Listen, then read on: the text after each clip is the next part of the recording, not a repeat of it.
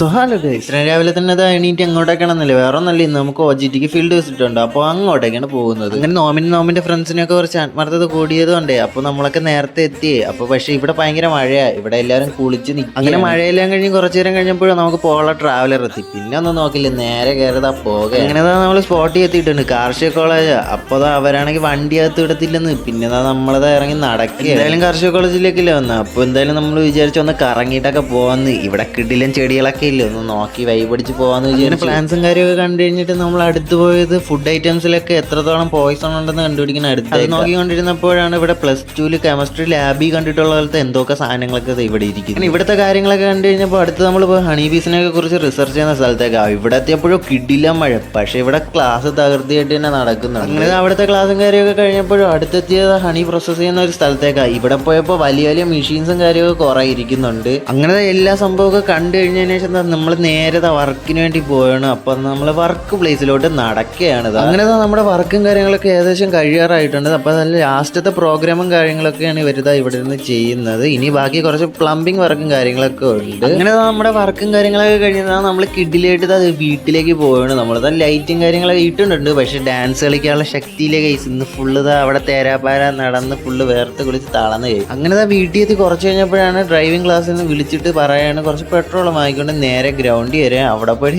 വിട്ടുകൊടുത്ത് പഠിക്കാതെ. പിന്നൊന്നും നോക്കിയില്ല, എൻ്റെ കോളേജിൽ പഠിക്കുന്ന ജൂനിയർ അച്ഛൻ്റെ ചാനലിനെ വിളിച്ചിട്ട് നേരെ ഇറങ്ങി പെട്രോളും വാങ്ങിയിട്ട് നേരെ ഗ്രൗണ്ടിലേക്ക് വിട്ടു. അപ്പോൾ എൻ്റെ അടുത്ത് എട്ടെടുക്കാൻ പറഞ്ഞിട്ട് ബൈക്ക് തന്നതാ. ഞാൻ ഇവിടെ സർക്കിൾ അടിച്ച് കളിക്കുക ഏതല്ലേ. അങ്ങനെ കുറെ കഴിഞ്ഞപ്പോൾ നമ്മുടെ ക്ലാസ്സും കാര്യമൊക്കെ കഴിഞ്ഞിട്ട് നമ്മളത് നേരത്തെ വീട്ടിലോട്ട് നടക്കുക. അങ്ങനെ വീലത്ത് വണ്ടിയൊക്കെ ഓടിച്ചല്ലേ. അപ്പോൾ നമ്മുടെ ജൂനിയർ അച്ഛൻ്റെ ചാനലാണെങ്കിൽ ഓരോ മീറ്ററോളും ലൈമും ഒക്കെ വാങ്ങിയിട്ടുണ്ട്. നമ്മളങ്ങനെ പാട്ടും കേട്ട് ഇരുന്ന് കുടിക്കുകയാണ്. അപ്പോൾ നമ്മുടെ വീഡിയോ ഇത്രയേ ഉള്ളൂ. നിങ്ങൾ എൻ്റെ ചാനൽ സബ്സ്ക്രൈബ് ചെയ്തതിന് ശേഷം ഈ ഒരു വീഡിയോക്ക് ലൈക്ക് കൂടെ ഇട്ടേക്കുക. അപ്പോൾ എല്ലാവർക്കും ബൈ.